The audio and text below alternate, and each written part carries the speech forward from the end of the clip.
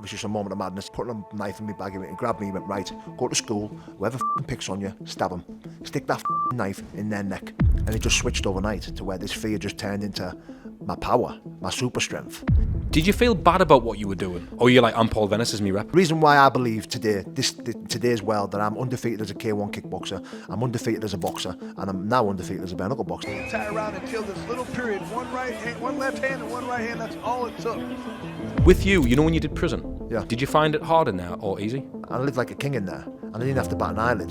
That's when I started to realise, not wired up right. So there, I turned up at my house, blasted on my house where the kids were, where my wife was. So I armed myself, and then I started driving on the streets for about 3 or 4 days, causing terror, causing havoc. What do you think the worst thing you've ever actually done is? Just to have my...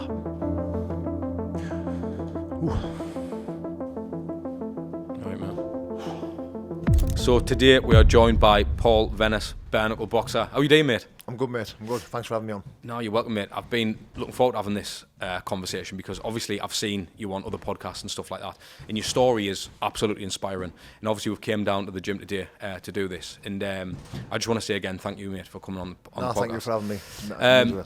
Getting people to understand you and where you are now as a bare knuckle fighter, I think that to get into that journey, there's got to be a bit of a backstory on you. What was it like growing up for you, and what was your kind of network like? Growing up for me was rough. Grew up around crime. Grew up in a rough estate, South Bank, probably the roughest estate in Middlesbrough. It was a tough town. The full of Middlesbrough is a tough town. It's eat or be eaten. It's a dog eat dog world. And growing up the way I grew up, I was overweight, ginger, 2 different coloured eyes. I stood out. What I know now is what I suffered with as a child was low self-esteem, low self-worth, never feeling worthy, not liking what looked back in the mirror at me, do you know what I mean? So, I didn't know this as a kid. As a kid, I thought all kids fought like that, but I definitely felt different. I didn't feel right. And I got picked on. I got bullied bad. I got really, really bullied bad. Just for having 2 different coloured eyes was enough, And, I struggled with it bad. By the time I was going into like olderish primary school, I was afraid. I was scared to go to school. I didn't want to hit anyone back. Just scared, just frightened, scared. Getting filled in every single day. And it got that bad that my dad was constantly up and down the school trying to put a stop to it, speaking to parents. He thought he'd put a stop to it because I just kept quiet about it. Because I could see what my dad was going through. My dad was a big lad. He was a bodybuilder. Wasn't a fighter, but he was a big mush. He was a massive lad.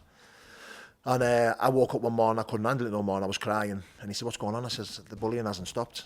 And he got that fucking mad. He tried to put a big knife in my bag because he was upset at that. He was like, obviously some moment of madness. He was like putting a knife in my bag and grabbed me. He went, right, go to school. Whoever fucking picks on you, stab them. Stick that fucking knife in their neck. Tell them I told you to do it. And as he went to let me go, my mum was like, "Whoa, what are you doing? Like coming and seeing and putting a knife in my bag, you can't do that." And he just got upset and he was like, "I don't know what else to do." He took a knife out my bag and kept me off school and took me to pictures and got me some sweets and stuff. And said everything's going to be alright. I shouldn't have done that. But I could understand, the moment of madness that he went through. As a child, a lot of trauma. Through the bullying. Not only that, I got attacked by a bloke by some stranger. I was really, really small. Beaten to a pulp, almost killed me, to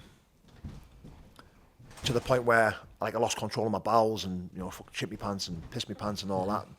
How I got away was, it's still a bit of a blur, but I managed to get on my feet and run, and this guy, I was in a secluded area, like a secluded path, out the back of the estate, the path was like a couple of miles long, and I was with 2 friends, and he just grabbed me, come out of the bushes, grabbed me, decided to lever me, kick the shit out of me, picking me up, slamming me off the floor, done some damage on me. I was only a child. A random attack?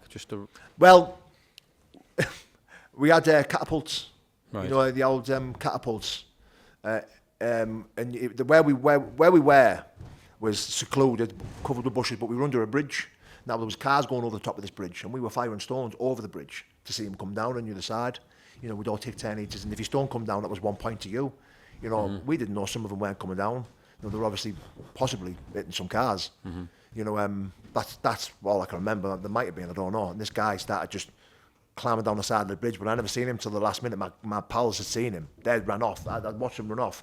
And as I turned back, he was just there, and he just went wallop. He just yucked me in the face as hard as he could. I'm sure he knocked me out, because then he woke me up by slamming me off the floor, boom, and jumping on my head. But I was on a slight hill, and he's picking me up, spitting at me, and slapping me, waking me back up, and then punching me again. It was about 5 or 10 minute ordeal, do you know what I mean? Like what I was going through. And booted me in the face, and I rolled down this hill. And as I got up, something come over me, I hit my feet, boom, from was running, and I still had a mile to run. And he ran all the way down this path with his fingers on my back, telling me, I'm going to kill you, I'm going to kill you. And I managed to get out into the light, sort of thing. And my 2 mates were sat on the fence at the end of the estate.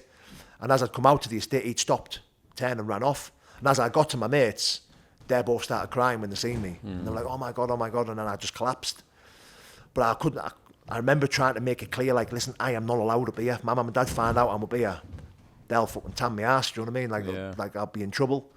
So when I woke up in hospital, they were like my mum and dad's like, what wall did you fall off? What happened? You know what I mean? I was like, oh yeah, I fell off a wall. No, I had like a couple of broken bones and perforated eardrum bleeding out me. You know, I was in a bad way. And I never said anything. My mates were clever and never said anything. Well, not clever, because it deluded, really, because to think like my mum and dad would rather go mad at me for going like, oh, that's your fault, you got the beating. That's what I was thinking.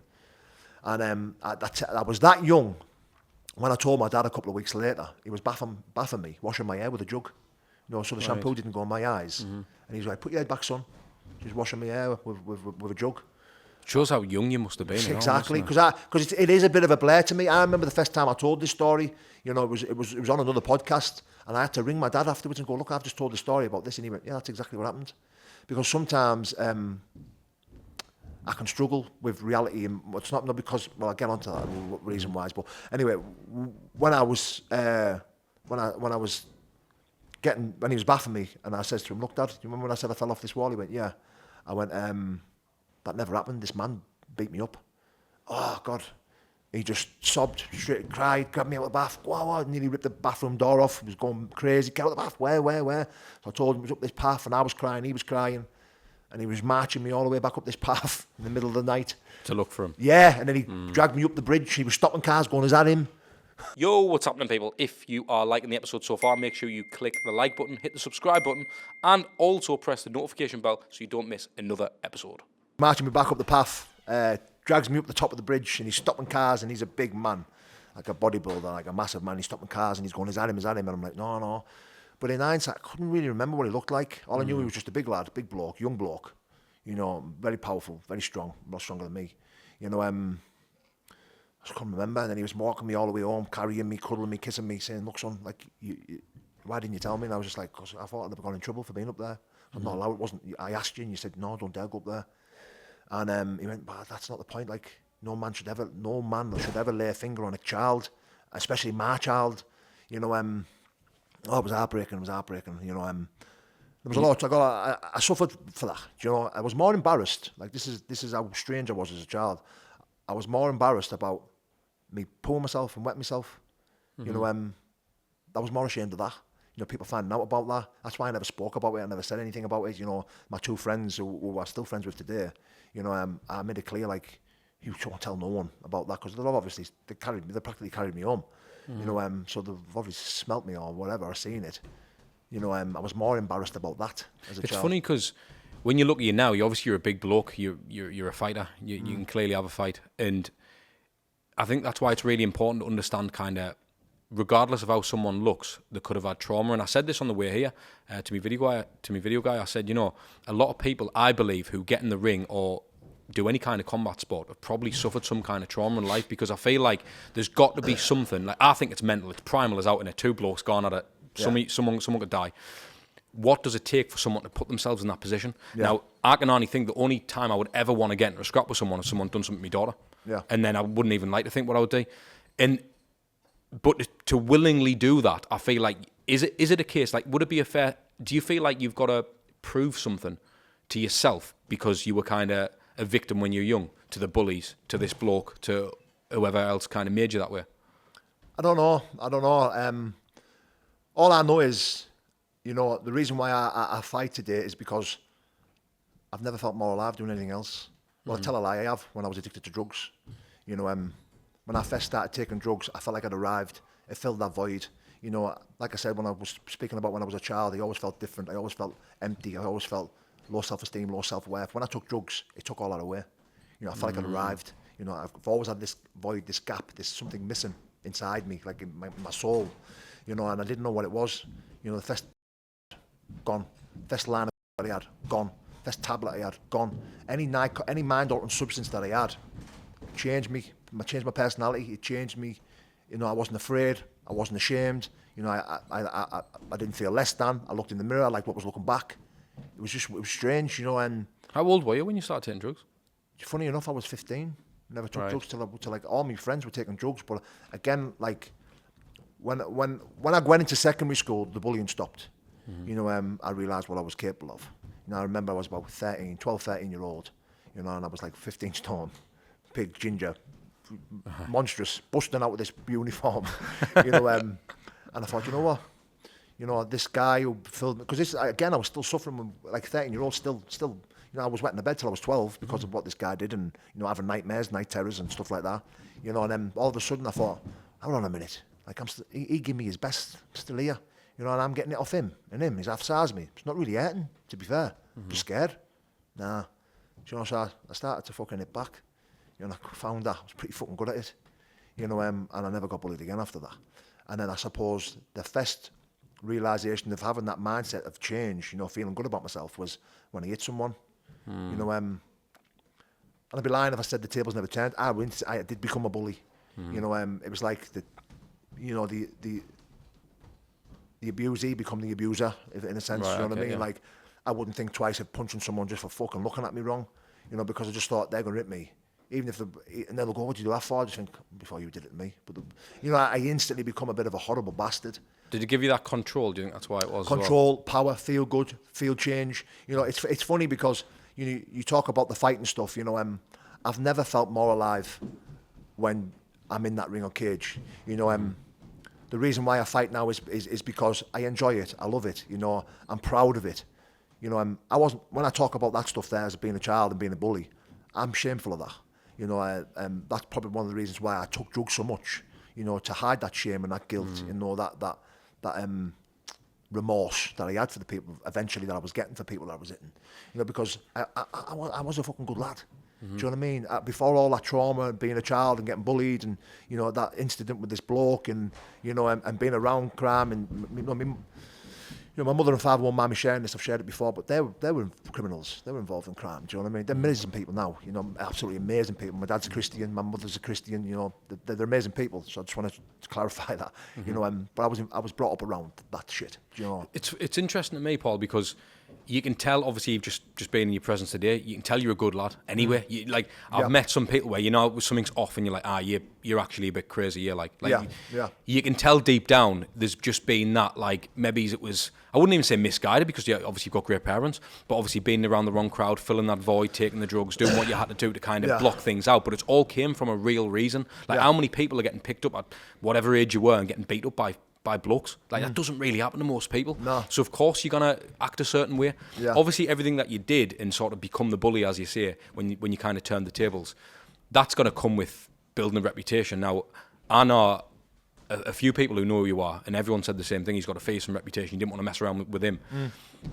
Is that something that you built quickly? Very quickly. So I tell you how it worked out. There was another guy. So when I was 13 year old, you know, you know, you're a million miles away from being the hardest in the school. Aye. But I was as big as the last year seniors. You know, I was a big kid. I was a big lad. You know, and I filled the kid in outside the swim baths. He tried to pick on me, and I thought, it's not happening. But I was bigger than this kid. But then I quickly found out this kid was the hardest in the next school. He was 3 or 4 years older than me, and he'd filled in the kid at my school who was the hardest. So when I found out this, I just walked back to this school and went, yeah. What you saying, you?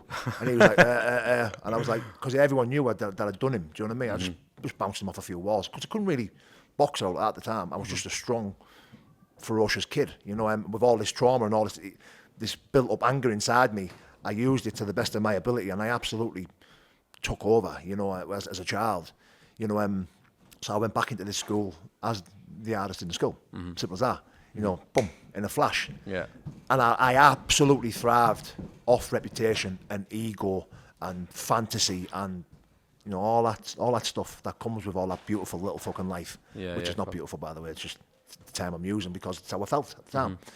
You know, and then all of a sudden, people were talking, who's this Paul Venis? Who's this Venner? Because that was my nickname, Venner. You know, a lot of people were asking questions and you Venner? And I was like, yeah, I am, yeah. You know, and I thrived off it. Now all of a sudden I was in control. You know, the tables turned pretty quickly for me. You know, from being a victim to being the guy who's looking for victims. I've got to ask about, obviously, Lee Duffy. And the reason I bring him up was because, obviously, in your area, he was a pretty prominent figure. A lot of people knew who he was. And I know that things that I've watched from you, I know that you were inspired by him. You wanted to be like him, didn't you? Look up to him. How much of that played a part in your life then? Everything. Because all it took is someone to say to me when I was about 14, you're going to be the next Lee Duffy, you. All it took. First person I ever said it to me was a guy who was babysitting me. He was babysitting me and my little sister. And he was good friends with my mum and dad. You know, and I'd come home and I'd been scrapping and there was like a parent at the door. He's just done this to my son and this kid was stood there with a pleb on his eye and I was just looking at him. And the kid was like 3 or 4 years older than me. And I remember who it was. He was Charlie. He's called Charlie. I won't say second name. And he just looked at me. Like I looked at him. He went, right, I'll have a word with him. And he just went, well done, son. Pulled me in the front room, ordered me a takeaway. And went, Classer, you're going to be the next Lee Duffy. You. I've been hearing stories about you, son. Keep doing it. You know, fuck him. Like, excuse my French. You know, stand up for yourself. Don't let no one mess with you. And I thought, yeah. And he went, you're going to be the next Lee Duffy. Now, I'd already grew up listening to the stories of Lee Duffy. And then he started telling me, Lee Duffy got picked on. Lee Duffy was a bully victim. Look what he did. And I just come out the next day.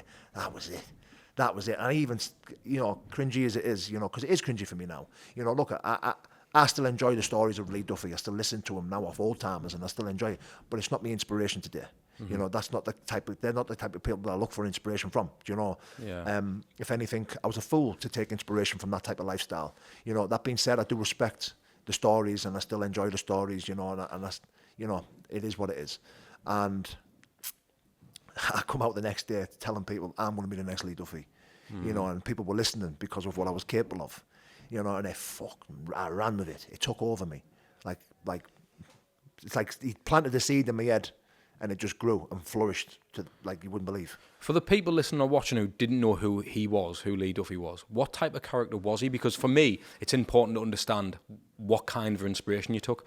I get that he was a local hard man, but what really was he like? And is there a certain story that you can tell me again, that is the guy who Lee Duffy was? Right, so Lee Duffy was one of our own. Now, 50% of people tell you he was a bully, 50% of the people will tell you he was fantastic. You know, I was born practically on the same street, in the same South Bank area. You know, my mum was close with him. You know, my mum was friends with his sister. My dad knew him very well. Now, 9 times out of 10, he wouldn't hurt his own. South Bankers, you know, South Bank Dorm and stuff like that. But he did hurt people in South Bank. You know, outside of Middlesbrough, you fucked. You know, he was a bad guy. He was a bad man. You know, he was notorious, hard, never lost a fight, 6'4", fit, could box. He was everything. You know, he was everything. You know, and listening to these as a child, I was like, whoa, wow. You know, and I always remember my uncle telling me a story. I was about 11. There used to be a club called Bare Knuckle Bills. You know, and Duffy was 19, 20. You know, he died when I was 4. So this story that I was getting told, I was about 11, 12-year-old when my uncle was telling me the story. And he robbed a couple of travellers, you know, and then went back to Bare Knuckle Bills and started buying the drinks for everyone, South Bank, you know. Apparently that's what he was like, he looked after his own. And O'Brien said, we were in there, you know, we were all drinking and there was a couple of big lads and Lee was in there and he was looking after us all. And these lads turned up, about 5 of them. And they were like, get outside. And we all jumped up and went to go out. He went, no, yeah, you was all wait there. And he went out on his own and just levered all of them. Bump, one shot, bump, and even knocked one of them out with a body shot. You know, I know, like, it just sounds like a superhero, doesn't it? Listen, I'm telling you now, like, I don't look to me, like, listen, there's a reason why he was buried at 27-year-old. Yeah. Because he lived that life, died by the sword. You live by the sword, you die by the sword. And he openly said that, you know, and I do massively respect him, his story, his lifestyle, and his family. You know, I respect them all. But it's a foolish way of living, you know. I'm not trying to glorify it as anything, and my ears are standing up, and I'm getting a little excited listening to it and hearing that story back in my head. But it is what it is. There's a reason why I got excited about it, and I thought, wow, I want to be able to do that to people. You know, and the reason why I want to be able to do that to people is because I've been on the receiving end of 4 or 5 lads kicking the shit out of me. Do you know what I mean? In the corner, trapped, picking on me, doing shitty stuff to me. Do you know what I mean? And to have the power to be able to flip 5 lads coming for me and going, oh yeah, wallop. You know, that, it just ignited something in me where I thought, wow. And then by the time I was 14 and 15 and people were going, you're going to be the next Lee Duffy, I thought, well, yeah, line them up, I'm knocking them down. I think there's something kind of like deep about people like him or people like yourself, not comparing you to Lee Duffy, but kind of the type of person who step in the ring, step in the cage, step in the octagon, whatever. The type of person, I would argue back to like, you know, like tribesmen or cavemen. When you're out in the wild, I think it was people like you who would have led the pack. You would have literally had to fight anyone regardless. And I think, respectfully, I think something's unhinged about people like yourselves. How you can just go out and do that, regardless. And there might be 5 lads standing outside. In today's age, mate, knives, I mean, I'm assuming it was the same then, really. It might be a bit worse now with knives and stuff. But even then, like, I mean, he was stabbed, wasn't he? That's how Lee died. And I think, like, with yourself, to have the, I don't know if it's bottle or if it's what it is, for to go out and put yourself in that environment. Like, did you never have the fear when you were fighting people and stuff, and even when you were bullying people or getting in the ring for the first time? Like, what was that like for you, really? Because it was fear that drove me. It was fear that kept me dangerous. It was fear that turned me into what I was. Because you got to remember, I've gone through having fear crippling me for a long time, like a long time. That fear rendered me powerless. You know, I never had fight. I had flight. That's why I curled up in a ball and I allowed people to pick on me and bully me, because fear absolutely froze. You know, and I was a bit of both. You know, I was the hardest man. I might have been classed as one of the hardest men in town, but I was also the loudest. I was making the most noise. You know, I was active as a robber. You know, a dealer, a criminal. You know, I was active. I was very active. You know, I was working my ass off to be known as the most feared, scariest man. Do you know what I mean? But that doesn't mean I didn't have trouble with certain individuals who could stand the ground against me, because they did. Because I did, you know. And I had roll about in nightclubs with lads who, you know, maybe if he never pulled him off there, he might have beat me. Or maybe, you know, it could have happened. You know, that doesn't mean I wouldn't face him the next day and the day after that and the day after that, because that's what I was about. You know, but I certainly know now, and this is, I didn't know it then, but I'll tell you it now. There's no such thing as the hardest man in town. There's no such thing. You know, it's a true saying. There's always someone big and hard around the corner, especially on them streets. Mate, not even that though. There's always going to be a 15-year-old who's got a gun. This is it. This is one. So it's like, well, it doesn't matter how hard you are, does it? Do you know what I mean? Again, you asked me what inspired me to change. That as well. You know, having a 14, 15-year-old lad mouthing back on me on a motorbike, only talking, I'm not scared of you. And I think, well, why not? I'll fucking rip your limbs off. But then I think, that's why. Because you're going to drive to my house and blast my doors off in the middle of the night while my kids are in bed. Because that happened. Yeah. You know, I had fools and idiots shoot my doors, shoot my windows. Your house has been shot at. Yeah, I had it all. Do you know what I mean? That's one of the reasons why, which I'll get into in a bit. You know, but going back to that, you know, being inspired to change was, you know, I got a lengthy prison sentence. You know, but the reason I got ended up in prison, because the addiction side of stuff, the cocaine usage, I ended up on crack. I ended up on everything. You know, and I slowly started to deteriorate. You know, bad. You know, so I went from this ferocious, massive fighting man to like a very vulnerable guy who could still hold his own, but not as good as he used to be. Do you know what I mean? So I become very vulnerable, very, very unpredictable. You know, why'd you end up in prison? I ended up in prison for firearms. Right. Again, look, I never had the mentality to carry a knife or a gun or anything like that. I never did that, you know, because I had these and I knew what I was capable of. But 5 years on the pipe will quickly make you realise, yeah, you don't want to be bumping into him like looking like this. So I'll tell you what, I'll carry that. I'll tell you what, I'll have that. You know, and that's what I did. You know, and my forte, my job was robbing drug dealers. You know, right, I see. You know, doing scores. That's what my job was. That's what I did. You know, I never worked. And the fighting, I was practically doing that for free. Because I can see, like I said earlier there, like you can tell you're a good lad, right? Yeah. You know when because you mentioned earlier about you did some bad things to innocent people and stuff like that, and you were robbing people and all that.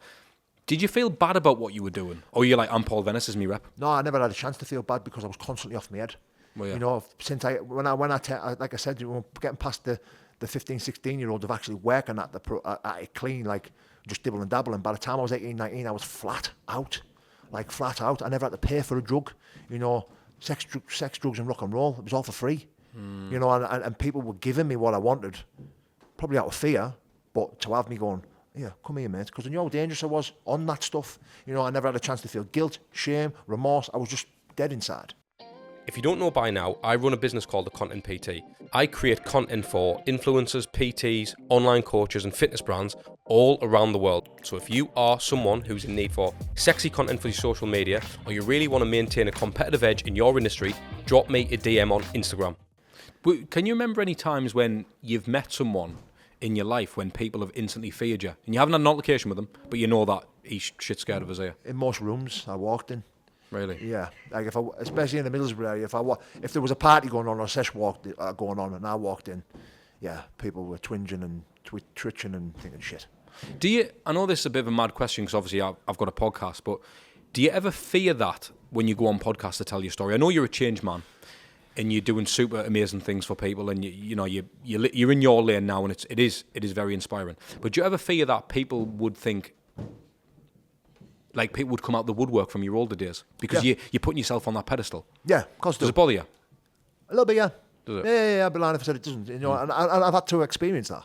You know, when I first started doing the podcasts, you know, obviously I said I'd done a few scores and stuff like that. I had an outfit from out of town, from down the road, ringing me what I'd spoke about on a podcast and went, that was ours. That we want that money for that.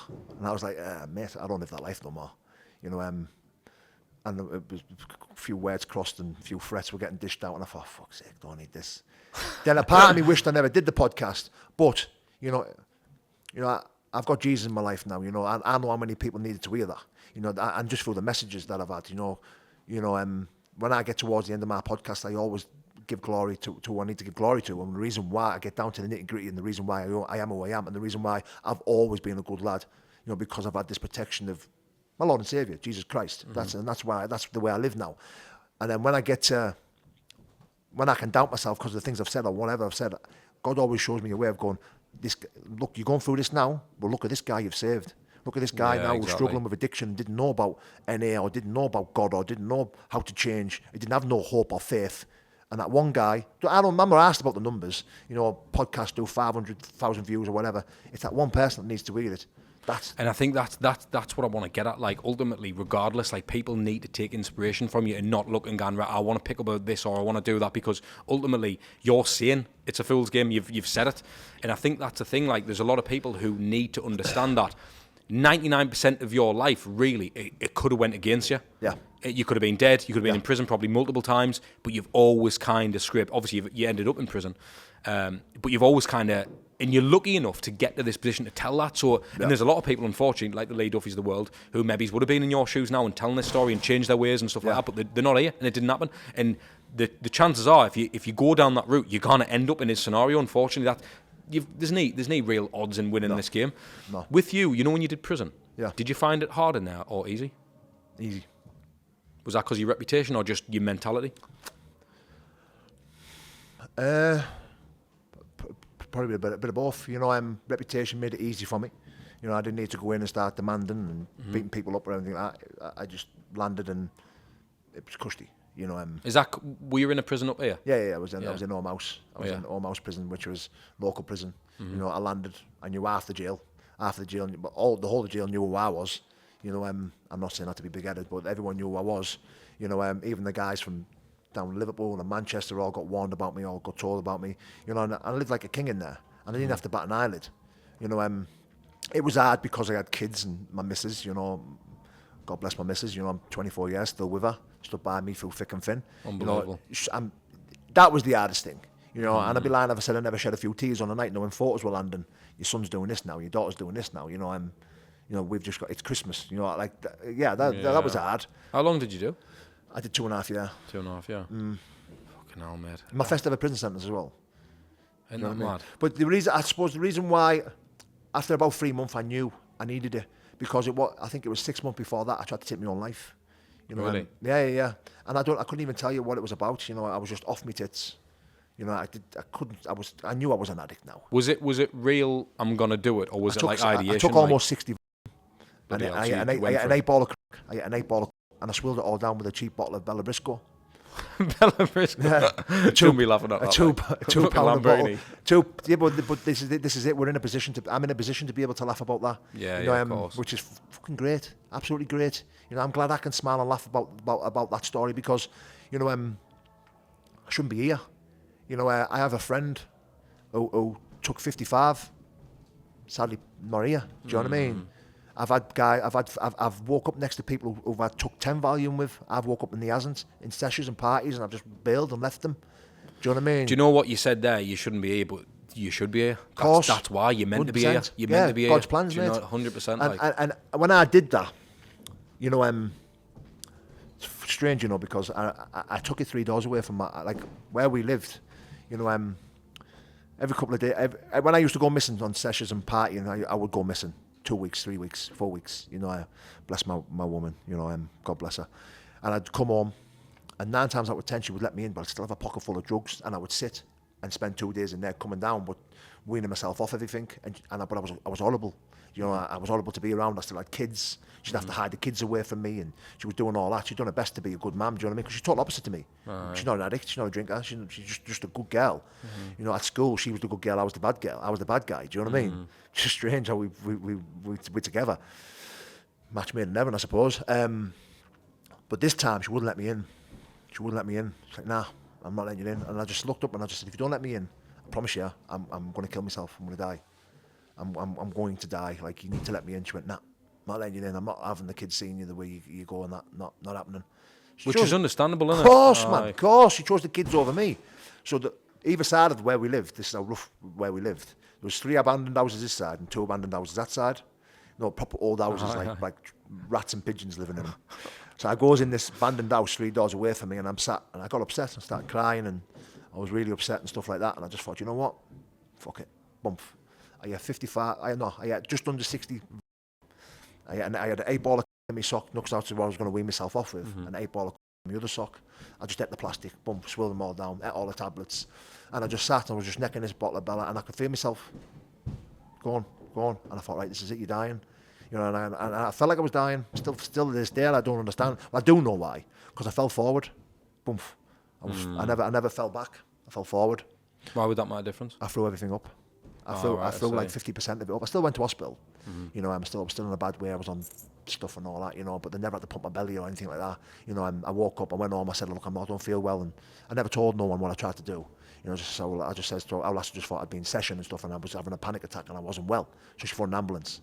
And when I got to the hospital, I told them what I'd done, do you know what I mean? Told them to keep it quiet and stuff, and I never ever told anyone till I did the James English podcast. I told my sponsor, who sponsors me in recovery and stuff, I had to write it down in a personal inventory. I never told anyone, do you know what I mean? And the reason why I survived, even the hospital said, was because I fell forward. Because when I woke up, I had like a luminous, because the tablets I took were blue. They were like blue, Anna. I had blue, sick, all over me and all over my face. So when I fell forward, I'd like literally spewed most of it up. What was your mum and dad like, Paul, through all this? Like, even when you got the reputation, and I don't even mean up to the point where you were going to try and take your own life. So my mum is one of the massive reasons why I'm clean. Right. She's 28 years clean and sober. Amazing. She carried this message to me of recovery. You know, she brought so her dad, my granddad Bill, he's a recovering alcoholic. So he did a bit of jail, and he's 40 years clean and sober. When he got out, he brought fellowship. He brought AA to Middlesbrough for his 3 daughters, which is my mum, my auntie Linda, and my auntie Annette. There were 3 addicts. It's mad that, like, isn't it? And then they started Narcotics Anonymous, NA. They started it in Middlesbrough over 30 years ago. And sadly, my auntie Annette, she died of an heroin overdose. I found her when I was the one who found her when she was 15. That's again another bit of trauma. You know, I found her when I was 14 or 15. You know, I was the one who found her. I was the one who had to get the kids ready, get them out, and take them round to my mum's and say, look, this is what's happened. Again, like that played a massive part of me being messed up when I grew up. So my mum and my auntie Linda, they're both 28 years clean and sober. They started fellowship in Middlesbrough. It's absolutely massive now. Like Narcotics Anonymous is huge in Middlesbrough. Like there's thousands and thousands of people getting clean every day because of Narcotics Anonymous. And I remember my mum saying, "You're an addict, son. come and see me in jail and stuff like that, telling me like you're an addict, you need to get into fellowship. Never ever pushed it on me, never ever forced me. Just carried a message, you know, just stood attractive, you know, just going, look, this is what's on offer. How was your mindset of that? Were you like, nah, fuck that? Yeah, I was like, nah, I'm all right, man, I'm all right. Did you believe you were better than that? Like, I'm not an addict.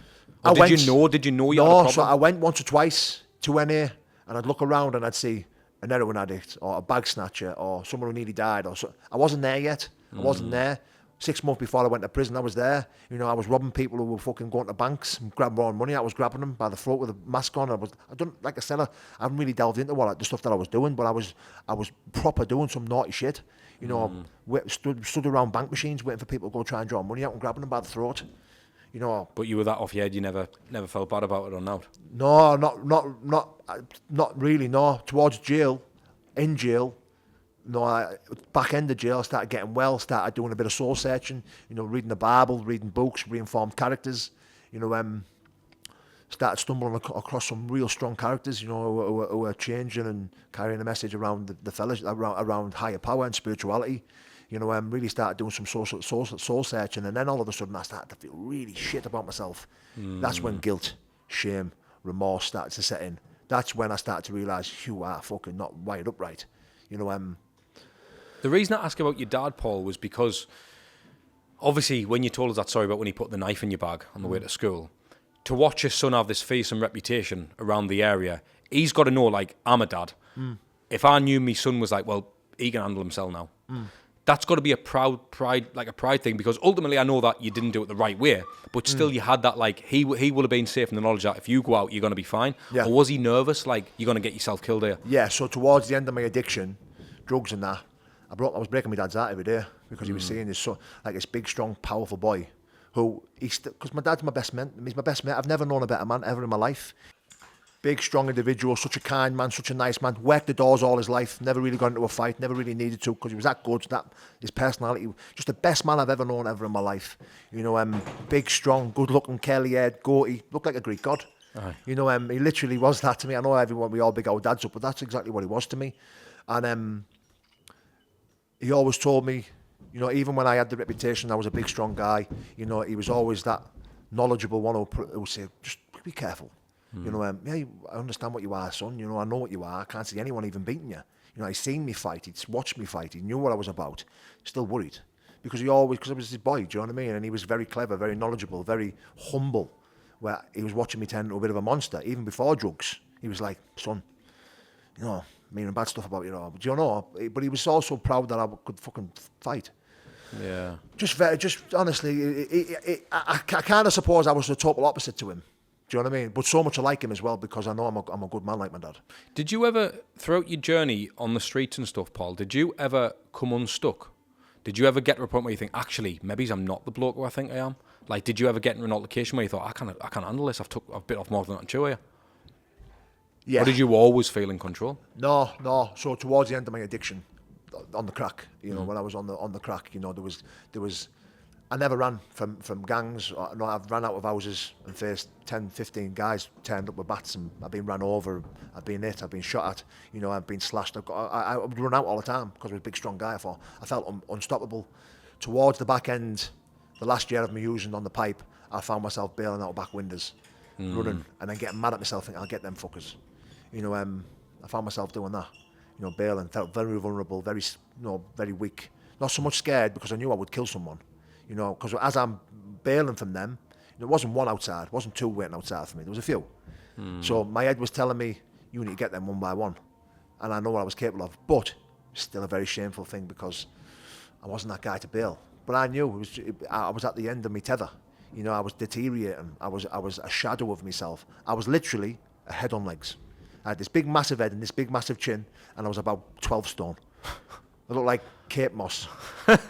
Honestly, that's what my dad used to call me. He used to call me Kate Moss. You've got a back like a supermodel. You look vile. Like you look bad. Do you know what I mean? Because I wasn't eating for weeks and weeks. I was just constantly taking drugs. Do you know when your house got shot or things like that? Did you feel like this is not worth it, or did you feel like, nah, this is what I signed up for? Like, it's on.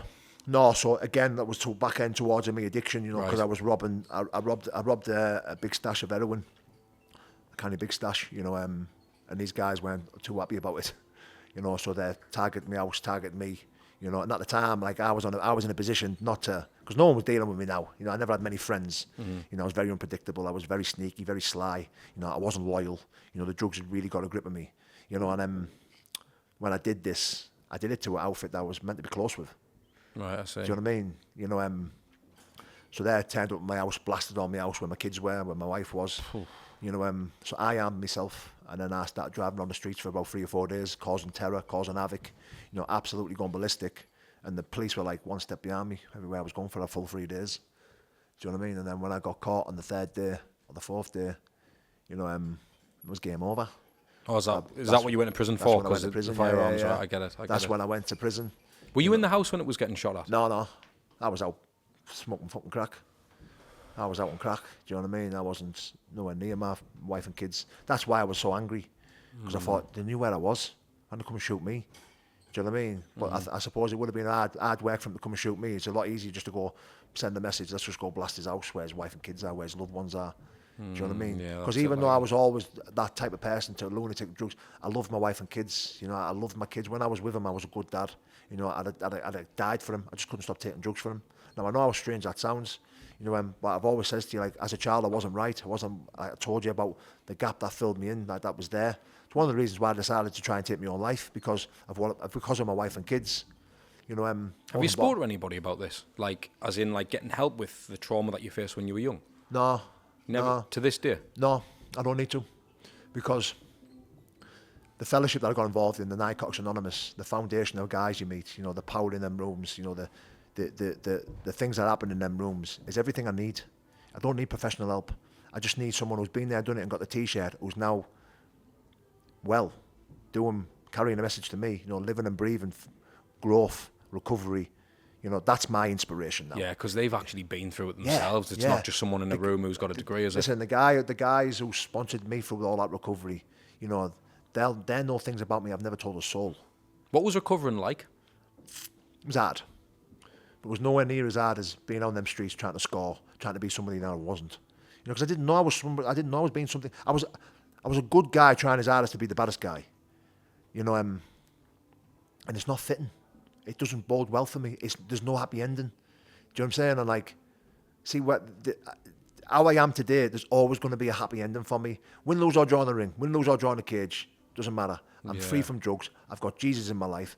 And I'm the richest man alive because I've still got a loyal woman and 3 beautiful kids. You've won the lottery, mate, haven't you? Really, you've won it there, like, regardless of what you do. You know what I mean? Sack all the material stuff, you know, all this other stuff and that. Like, look, at the end of the day, like, I wouldn't have been able to walk in a gym like this, you know, 15, 20 years ago, being the lunatic I was. No gyms would have took me on. You know, the line's then marked down and boom, come down, bro, be a pleasure. You know, because of who I am, because of what I'm capable of. You know, meeting new people all the time, social media people who, you know, want to see me do well. You know, people who tell me what I need to hear, not what I want to hear. You know, all that stuff that I went through back in the day was never going to end well for me. Do you stay in touch with friends that you had when you were doing the madness? Yeah. I do. Yeah. You know, the ones who were still in it, I'm trying to help. You know, I'm trying to stand attractive the way my mother did to me. You know, the way my predecessors who are still in recovery now, 20, 30 years clean, you know, they're still standing attractive to me. Still, turning up and going, how are you, Paul? Still messaging me, how are you, Paul? You know, even though I'm clean, I've got multiple years clean, I'm doing well, but these guys are still asking me, how are you? Do you know what I mean? 20, 30 years later, they're still putting the work in to stand attractive, to keep, you know, to give away what they have. Do you think many people are jealous by you? Because I know that, I mean, you are going to connect to business and stuff, and I'm not saying jealousy might be a bad word, but in terms of people who are going to look at you and think, I'm still a crackhead, and look at him, he's training, he's fighting, he's knocking people out, he's making a few quid, he's doing this, he's staying positive, he's got a bird, he's got kids, people love him. Like, I think that's what people get jealous of. I don't think it's a material shit for me. I think it's the love that someone's surrounded by, and clearly you are. You can tell you're enriched, and just even having the conversation, I can tell you're in a good spot. Yeah. And I feel like, have you ever experienced that where people have been a bit against you because of that? In the Middlesbrough area, every fucking day. Shut up, man, really? In the Middlesbrough area, every day. Now, look, I love Middlesbrough. I love the people that are in Middlesbrough. You know, I'm born and bred here. You know, I'll always stand for this town, always. But if you meet the guys outside of this town, Manchester, you know, down south, Liverpool, you know, yeah, there might be some bad guys, but they all stand with each other. There's no one wants to see, tell you what Middlesbrough does for me, what I think Middlesbrough is, people want to see you doing well, but they don't want to see you doing better than them. That's a fact. That's a fact. I know for a fact, most of the hate that I get on social media or in comment section is people in Middlesbrough because of the way they wear it. Because, there might be, it might be a faceless account, but, my daughter's autistic, yeah. And I get messages about my little girl, spastic, disabled, because of you. You deserve it. This, that, the other, the way you lived. All the drugs you took. Yeah, you did this, you did that. And I think that this deep rooted. This is people who know me. Do you know what I mean? These are people who are in Middlesbrough area, and I've even found out as well. That it's been people who've actually been in my social circle who've sent messages and that. Do you know what I mean? I'm thinking, why, bro?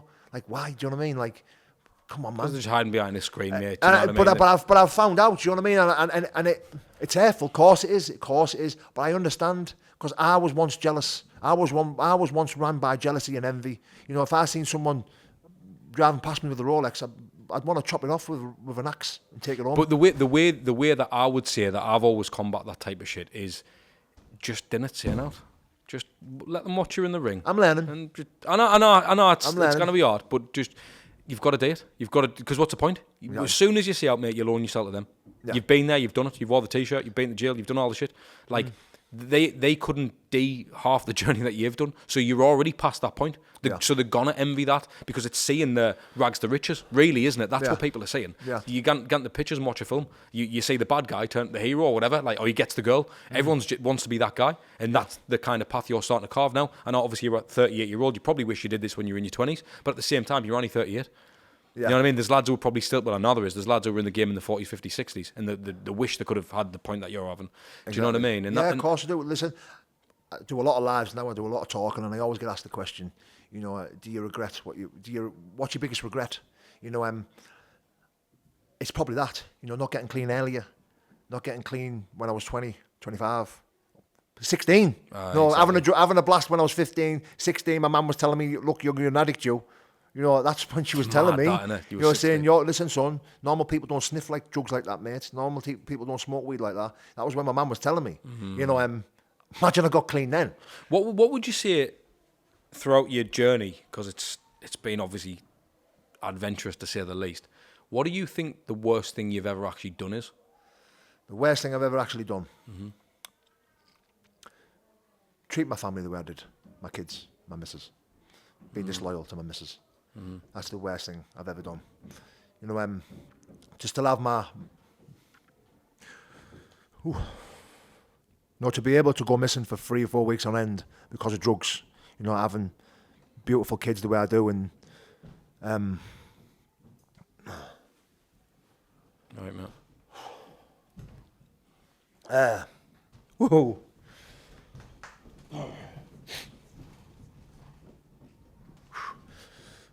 Yeah, I'm alright. I always got asked, when I used to get upset towards the end of the drug taking, why are you getting upset? Why? I said, 'cause I've got kids, me. What am I fucking doing? Stop taking drugs then. I couldn't. But if someone had asked me to give my life for any one of my kids, I would have.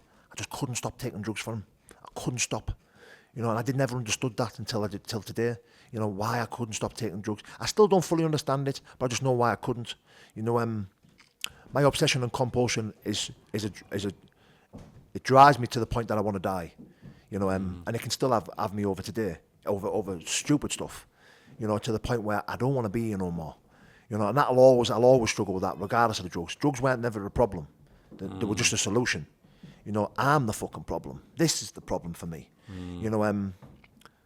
The worst thing I ever did was be disloyal to my wife and walk away from my kids for as long as I did.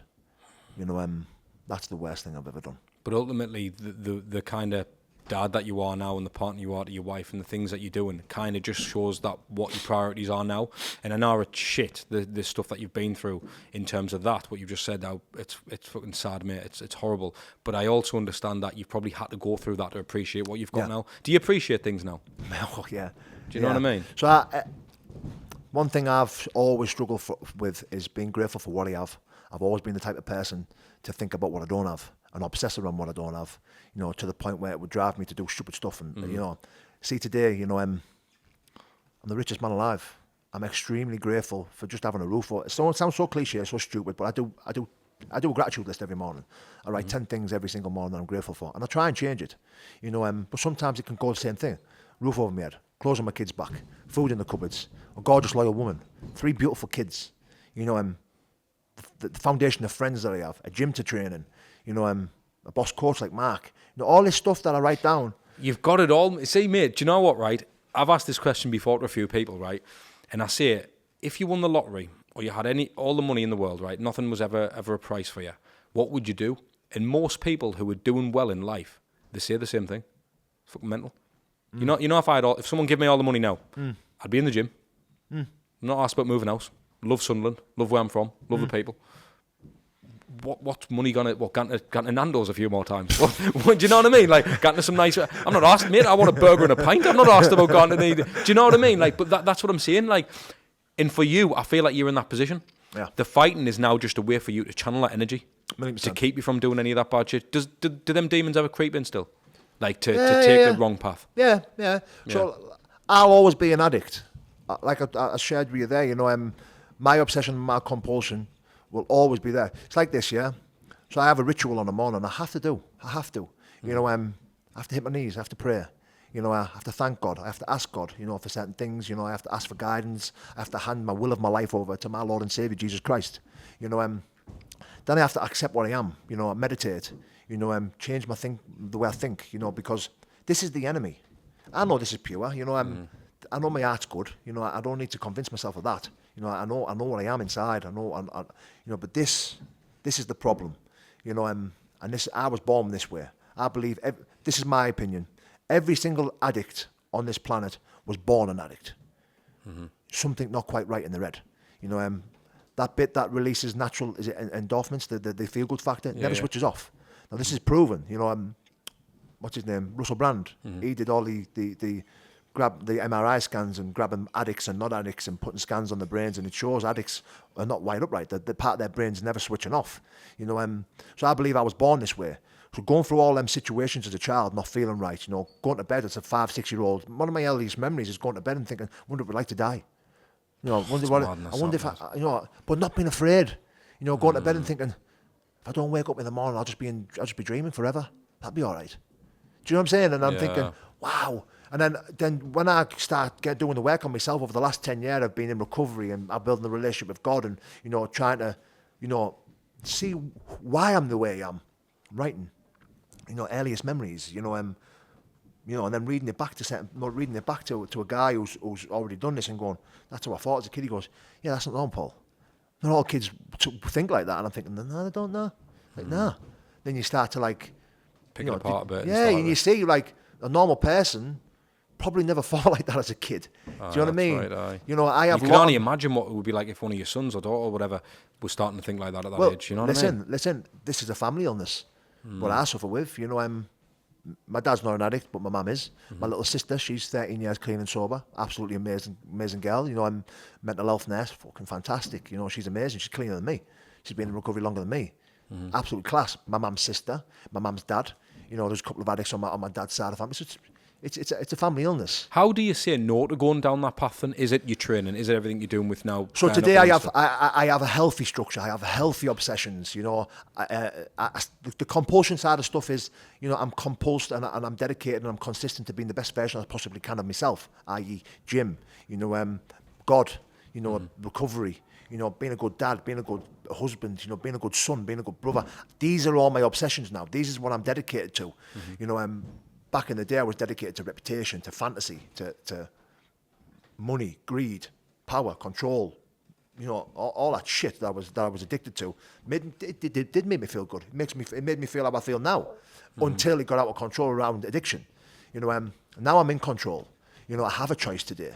And that's I can wake up in the morning. I can know what I am. I can accept what I am. I can be grateful for what I am. Being grateful. I got rid of denial. I believe you drop denial, you get rid of denial. It's the gateway to peace. It's the gateway to gratitude. And that's what I am, peaceful, gratitude. I wake up in the morning and I accept what I am and I do what I am, and I do all that stuff. Within 20 minutes, I'm like, I can appreciate the rain.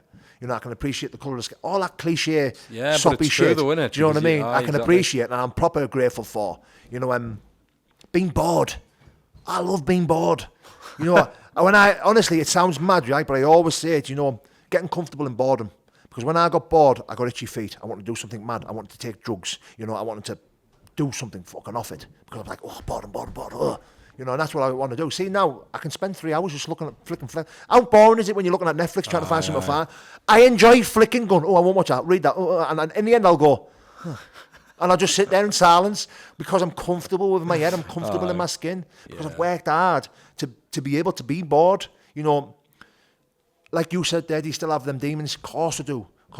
I can wake up some days and my head can go, don't do that shit. You're all right. And then it's got me. There can always be times like that. It's just for today. You know, I did it this morning. That's why I feel good about myself today. You know, tomorrow I might wake up in the morning, Maya will go, you don't need to do that. You're all right. Just go and get your coffee and get your breakfast. You sound.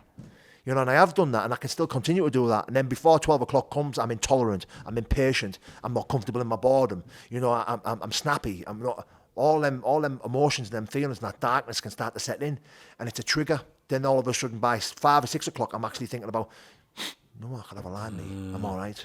You know what I mean? You lose your, you know, I got to stay vigilant around what I am and who I am. You know what I would mean? you say to the lads who were listening or watching, and they might be about to do something mental in the 15-year-old? Whether, because I'm assuming if you had you to talk to when you were 15, would you have listened? Probably not. So how can we really try and help someone if they stumble across this podcast for whatever reason, and they've listened to your story, and it gets to this point, they're like, right, one thing you can say to them, what would it actually be? Because it's easy to say don't do it, it's for mugs. Yeah. Because they're not going to listen to that, are they? Nah. They're still going to look at their local lad and going, I want to be like him. I don't care. He's got the money, the birds, the whatever. So I've been in schools and I've spoke, yeah? And when I start talking about this, that, the other, and God, and this, that, they switch off. They start throwing pencils at each other, But when I say, I met this guy, he swung a punch at me, I slipped right hand down, boom, and he tried to stab me, they're like, did you win? And I go, yeah. They go, wow, that's mint. And I think, so one of the things that I always say, if you want to choose the life that I've chose, if you survive a mental institution, because I got sectioned, if you survive overdosing, if you survive prison, try and change after that. Jails, institutions and death, that's what comes with that life. If you survive all them, try and change. That's mad, that, like. Good words, mate. With the bare knuckle, what's your plans with that? I know obviously you've had one fight, undefeated, unbelievable performance on that fight. Have you got a plan to be as active as you can and take that all the way, or is that just something you're doing to keep your energy right? Yeah, listen, I've 4 fights. I think 4 or 5 fights. That's what I've got in me. I would have been a lot more active this year if it wasn't for my wife to be. You know, my missus. Cut that out. Staying in that, mate. No, listen, look, I had one fight at the beginning of the year to blow the dust off because I hadn't fought in like 6 or 7 years. So I had a boxing fight at the beginning of the year against a big, strong lad called gadgey, who was a former European bare knuckle fighter. I dispatched him in the first round with gloves on, and that got me ready for my bare knuckle debut, which was 3 weeks ago, 8th of June. That was the night, 8th of June. Fought a tough guy called Stanoy Tabakov, headlined the main prospect show, which was a massive achievement for me. Wanted to find my feet, wanted to see how it goes.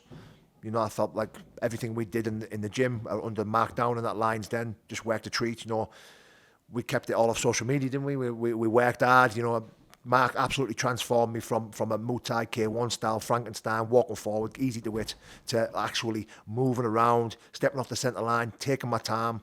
You know, yeah, absolutely loved it. Got the feel for it, absolutely loved it. Now I'm here to take over.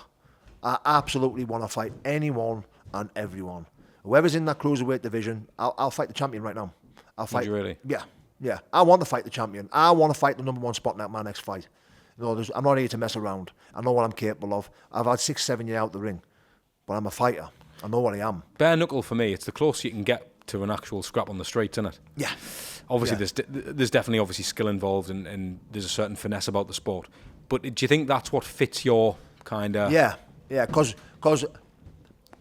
what I've learned down here now, I'm a good boxer. You know, I just always knew I was a good fighter. You know, I knew I was a good K1 fighter when I focused on K1. I was really good at K1. When I focused on Muay Thai, I was really good at Muay Thai. Never really focused on boxing like I have down at the Lions Den, under Mark Downing. You know, I'm here now. I'm a fucking good boxer. I can box. I'm a good boxer. You know, I'm fast, I'm sharp, I'm powerful. I just knew I was a good fighter. I wouldn't... If you ever watch my stuff online, I always say, oh, he's a better boxer than me, but I'll still beat him. He's a better K1 fighter than me, but I'll still beat him. He's a better Muay Thai fighter than me, but I'll beat him. Because I knew I was a good fighter. You know, I just had something that I was born with. You know, I could get... My best ability used to be, it's not now, it used to be getting it. I was good at it. You know, I could take a shot. And you could hit me all day long, but when I hit you, bye-bye. That's why I always believed in my ability. Bare Knuckle's different. You know, you can't take 2 or 3 shots. You'll get stopped. You're going like... Just off cuts. You know, so coming here at Lions Den, you know, within 3 weeks I thought, wow, I can move. I'm fast. You know, it's funny because I had Rico Franco on here, mate, and he said he just loves the feeling of blood over his hands and stuff, and it's like, I feel like for me, because I'm not that way inclined, and for me, when you're in that scenario, do you still feel the fear that you would have back in the day, or do you feel like it's controlled now? Do you know what I mean? Like, how do you feel? How does it compare to fighting on the street? It's harder. Don't really get... You feel fear on the streets. I told you, like, it's where you feel that the fear is good for me. It keeps me dangerous. It's hard to control sometimes. It's harder when you fight. I was in this camp from 8 weeks out. Fear. Yeah. Shit. What am I getting myself into? Is this a good idea, Paul? You're 38-year-old, pal. Like, what are you thinking? All the way through camp. Do you think about your reputation as well, Paul? Do you think, like, I can't be getting beat, man? I was the man. So when I used to fight K1, I never had social media. Because I bet you there's a few people who want to see you get beat. Of course, mate. Have a look at my YouTube channel. You'll see. There's 50% of them that don't want to see me win, but they'll still watch. So when I was fighting back in the day, K1, I never even had a mobile phone. I never had Facebook. I never had Instagram. I was literally just happy that I had structure in my life, that I was doing something that was keeping me off the streets whilst feeling good about myself, keeping me off drugs, keeping me off the streets. You know, when I stopped fighting, I started doing the social media stuff. You know, now I've come back to fighting and I'm doing the social media. You know, do half these, not massive numbers, but in this little town, in this area, in northeast area, and I have a lot of followers. I have a lot of people who are watching me. You know, a lot of people who share my stuff. A lot of people who want to see me succeed, but there's also a lot of people who don't like me, who want to see me lose, and they make me aware. So getting into the fighting, you know, I shared it with my coach Mark, and I was like, oh, you know, the social media side of stuff, you know, I can't lose. You know, people are going to be sharing it and saying, I told you. Because when you watch my old footage of me fighting, I'm literally walking forward. I'm easy to hit. Bum, bum, bum, bum. All these videos. And I announced I was signing the contract with the Bare Knuckle stuff, and people going, oh, you're over the hill. You're going to get smashed up. You can't even move. You're constantly getting hit. You're shit. You're this. You're that. You're not going to do it. It's not like the same with wearing gloves. We come here. We never posted anything social media, what we were working on. You know, Mark's an excellent coach, a former pro. Well, still going to be a pro. You know, had me doing everything that I wasn't good at, and we just practiced it. But I do believe that I was born to do this stuff. Yeah. Any type of combat sports, it's like water off a duck's back for me. I think it's not even that though for you, mate. I think because what you find is a lot of people who you're clearly creative. Like I know you were good at football when you were younger and stuff. Really like good at football, yeah. Good boxer, K1. Now bare knuckle. Like even when it comes to, I know it sounds mad, but even when it comes to taking drugs, I was the best at that. You definitely were. But you find a lot of people who are creative. What they'll do is, you know, like anxiety and stuff, the brain tries to solve problems and stuff constantly. You'll often find that them creative people, whether they're grappling, they're rolling around, they're fighting on the streets, they've got a business, they're all very much the same type of person. Because I've met so many people, mate, who've had drug addictions, but they're also unbelievable businessmen, or they're unbelievable in the cage. And it's like, it's mad to think the same type of person who would think now of doing X, Y, and Z up the nose, but at the same time, they're unbelievable at rolling about and getting some serious... Do you know what I mean? So it's like, it's almost like the same type of person. That's what fascinates me. Because it's that obsession. Yeah, it is, isn't it? It's that obsession. Every single millionaire that I know is obsessed. They just never took a drug. You know, well, they have took drugs, they've changed their lives around, now they're obsessed around this type of life. The same as me. You know, I'm obsessed with being a good person. You just got to pick your obsession, I suppose, haven't you? I suppose, yeah. There's two different paths to being an addict and being obsessive compulsive. You know, there's that path that's going to take you to rock bottom, or there's that path that's going to take you to any height you want to go to. Do you know what I mean? That's why I always say, look, like, whatever I put my mind to, positive side of stuff, I can achieve what I want to achieve. You know, all I've got to do is put the work in. If I become obsessed with it, trust me. You know, it was only beginning of last year I was going to be a bodybuilder. I was 20 stone. I looked massive. I come here, done pads with him. I was massive on it. I was huge. I was going to compete. I was going to stand on the stage. Never done bodybuilding in my life. 7 months later, I had bodybuilding coaches going, oh, you need to compete. You need to come with us. You need to compete. Do you know what I mean? So you need that thing, didn't you? You need that goal. You need that progression. You need something to work to all the time, because that's ultimately going to keep you on the path. And I think that's what I want people to take away. I want people to understand that if they've gone down the wrong path, or just take something up, whether it was boxing, whether it was getting into business, even if you've got a 9-to-5 job, just stick at it and do well. You can do well. It's funny you mentioned that, because when I first got into recovery, you know, the first year of being in recovery, it was hard. You know, I wasn't committing crime. I wasn't earning no money. I was on the dole. You know, I hadn't been long out of prison. You know, I was training, but I wasn't a professional athlete or fighting anything. So I got a job at Tesco warehouse, and you know, being able to take orders, you know, being employable. Yeah, I was obsessed. I was thinking, wow, I'm at Tesco warehouse walking around picking cardboard boxes up, and I'm absolutely cool with it. Do you know what I mean? And I think my obsession today is all about being a productive member of society. Yeah, that's the main thing, isn't it? Building a bridge to a normal living. I never knew what it meant. You know, an old timer says to me, "You got to build a bridge to a normal living, Paul. This is what it'll do for you." And I thought, what's a normal living like? And it's just being able to walk around going, "Hey mate, you all right?" You know, someone saying, when I remember walking through the town years and years ago, and some big lad would go, "All right mate," I go, "Of course I am. What are you asking me for more life for?" But it's just a figure of speech. "You all right mate?" Yeah, you all right. Now I have the ability to go, "Yeah, you all right mate." Well then, years ago, when someone used to say to me, "You all right?" I used to think, do I not look all right? Like, of course I am. Do you know, I used to take offence to it. Like I wasn't normal. Crazy that, isn't it? When you think about it, just a simple question like that. And it's funny, you know, because when I walk through the town and I see someone or someone who recognise me, they'll go, "You all right, mate? You all right? It's nice to see you." And I go, "Yeah, you, mate." And I walk off, and every time someone says to me, "You all right?" I go, "God, that word used to be dead offensive. Them words used to be dead offensive to me." It's not offensive, is it? But it used to be to me, because I used to think, of course I'm all right. Why wouldn't I be? Paul, you're putting stuff out on social media now more and more. Obviously, YouTube and that as well. What's your plans for social media, and what do you want to do with that? And where can people see your stuff? So I have a YouTube channel, Paul Venis Official. Paul Venis K1 Official. We'll get it all in the description. Yeah, Paul Venis. I have a YouTube channel. I have an Instagram, and I have TikTok. Keep losing me TikToks and my Instagrams, because I'm quite controversial and can't keep my mouth shut, and I'm a gobshite, as you'll see. YouTube, I absolutely love YouTube. And my direction with my social media, when I started social media, was mental health, addiction, spirituality, you know, trying to stand attractive, trying to carry a message. And the reason why I did that is because Narcotics Anonymous is a 12-step program. And if you struggle with addiction, or you know anyone who's struggling with addiction, trust me on this when I say this, if you give this a go, it will set you free from active addiction. It won't set you free from addiction, but it'll save your life. And all you got to do is apply it to your life for the rest of your life. And it's such an easy way of living, an easier way of living. Now, this is not promoted anywhere. Narcotics Anonymous is not promoted anywhere. No billboards, no adverts. It's nowhere. If you Google it, you'll find it. But it's not advertised anywhere, because it's attraction rather than promotion. So I decided to start talking about it online. I found out now there is a few people out there that do it, but I never stumbled across anyone. So I decided to do it on YouTube. You know, people started to listen, people started to reach out, you know, made some really good friends from social media. That's how it all started. You know, people start asking me about fighting, my K1 background. Never really liked talking about it, but I did end up talking about it. So sometimes I do get drawn out and I do talk about fighting and stuff. Now I'm on this trajectory, this path now, this direction now where I've turned pro again, and I'm a professional athlete again. You know, my channel is a lot about that as well now. Mm-hmm. You know, and I suppose the reason why that falls hand in hand with that, because, you know, without being in recovery, without changing, you know, without becoming spiritual, without giving my life to God, this path that I'm on, a professional path as a professional athlete, is not possible. It's not possible. You know, without all them things I've just spoke about, I'm either doing life in jail or I'm dead. You know, so my social media, I try and keep it positive, and I try my best to talk about mental health and addiction as much as I can. Now, I'm not an expert on mental health and addiction. I'm an expert on mine. You know, I'm not an advocate for mental health.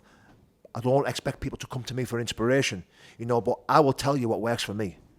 And if you want to apply that to your life, then good luck with that. It might work for you, it might not. But what have you got to lose? Paul, unbelievable that, mate. I'm fucking inspired, mate. It's what a fucking podcast episode that was. I just want to say thank you so much for taking the time, mate. Now you're a busy bloke. You've got a vision. I know you're graphing hard, mate. So it's really appreciate that you give us the time today. Thank you, brother. Cheers, Appreciate mate. Thank you, Paul. So you've made it to the end of this one. You're brave. But if you like this episode and you want to see more like this, click here and watch it.